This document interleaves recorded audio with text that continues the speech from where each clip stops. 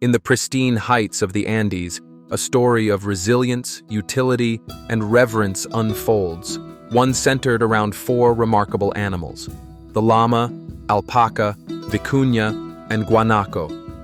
Known as Andean Camelids, these creatures were the cornerstone of the Inca Empire, an ancient civilization famed for its stunning architecture and advanced society. Today, we dive into the fascinating world of these animals, exploring how they were more than mere resources. They were integral to the cultural and spiritual fabric of the Incas. Our journey begins with the llama, the largest of the four, known affectionately as the truck of the Andes.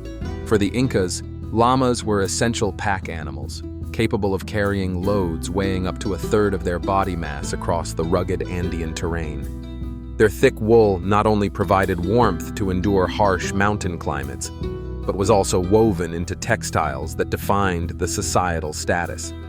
However, their utility went beyond transportation and textiles. Llamas were also part of sacred Incan rituals, often sacrificed to appease the gods and bring favorable weather for crops. Equal in reverence but different in purpose is the alpaca. Renowned for their soft and luxurious fleece, alpacas were valued more than gold. Their wool, finer than even the most exquisite cashmere, was reserved for nobility, symbolizing wealth and prestige.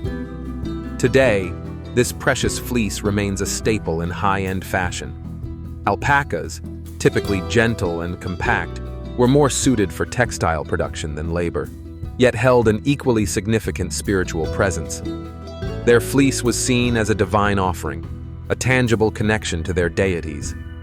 Perhaps most revered among the four is the vicuña, a wild and elusive camelid. The Incas considered vicuñas sacred, believing the animals were the reincarnations of beautiful maidens turned into elegant creatures by the gods themselves. Their fleece, the finest and softest, was used exclusively by Incan royalty, harvested only once every few years in a ritual called chacu. The wool of the vicuña was spun into garments fit only for emperors. Such was the impact of its rarity and quality that even after the fall of the Inca, the Spanish conquerors valued it immensely. Lastly, the guanaco, though lesser known, played its part. Wild and adaptable, guanacos roamed freely in the high plains. Their wool was coarser and thus less sought after, yet their ecological role was crucial.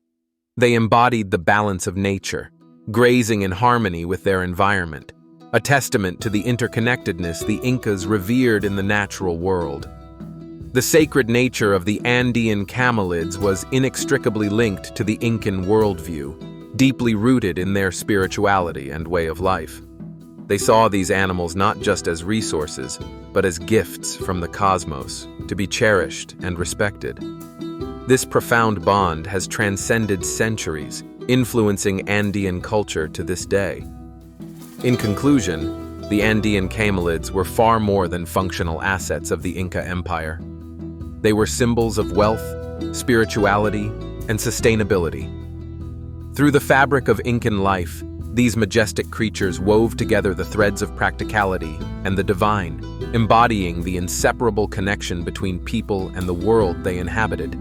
As we look back on their legacy, we find reflections of a civilization that thrived in harmony with its natural surroundings, leaving behind a timeless tale etched into the very mountains they once traversed.